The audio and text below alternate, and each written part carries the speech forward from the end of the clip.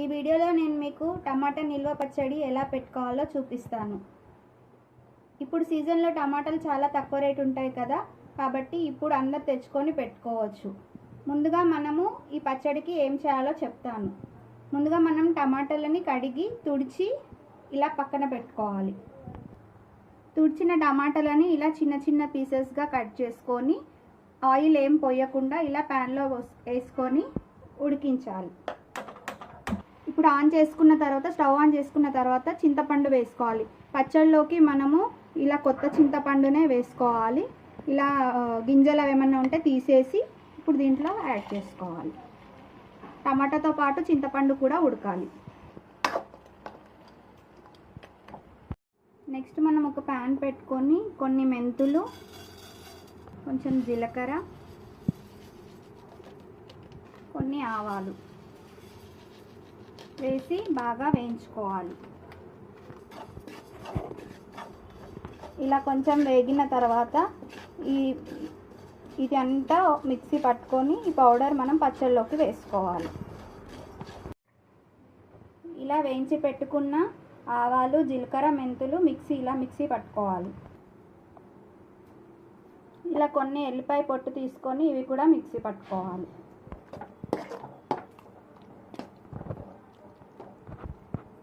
ఇలా టమాటా కొంచెం ఉడికిన తర్వాత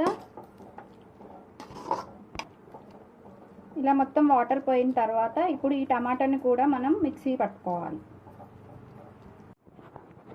ఇలా మిక్సీ పట్టుకున్న టమాటాలో 1 కప్పు కారం వేసుకుందాం.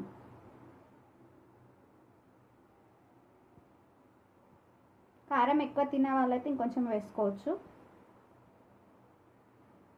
1/2 కప్పు సాల్ట్ టేస్ట్ చూసి వేసుకోండి. తర్వాత మనం పట్టి పెట్టుకున్న వెల్లుల్లి పేస్ట్, తర్వాత మనం ముందుగా పట్టి పెట్టుకున్న జీలకర్ర, ఆవాలు, మెంతుల పౌడర్, కొంచెం పసుపు, ఇలా అన్నీ వేసుకున్న తర్వాత దీన్ని మనం మంచిగా కలుపుకొని తర్వాత తాలింపు పెట్టుకోవాలి. ఇలా మంచిగా అంతా పట్టేలాగా కలుపుకోవాలి. ఇప్పుడు మనం తాలింపు పెట్టుకుందాం. ప్యాన్లో మనము పచ్చడికి పల్లి నూనెనే వాడుకోవాలి. పల్లి నూనె పోసుకొని ఇలా ఆయిల్ వేడైన తర్వాత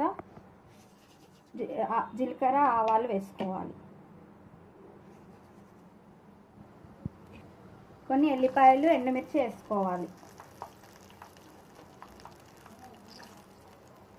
ఫస్ట్ ఎల్లిపాయలు కొంచెం వేగిన తర్వాత ఎండుమిర్చి వేసుకుందాం.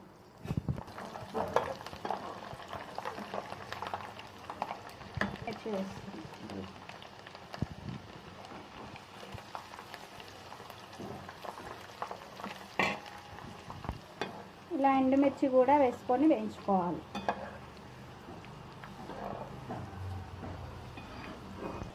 ఇలా వేగిన తర్వాత స్టవ్ సిమ్మిలో పెట్టుకొని ముందుగా కలిపి పెట్టుకున్న టమాటా దీంట్లో వేసుకోవాలి.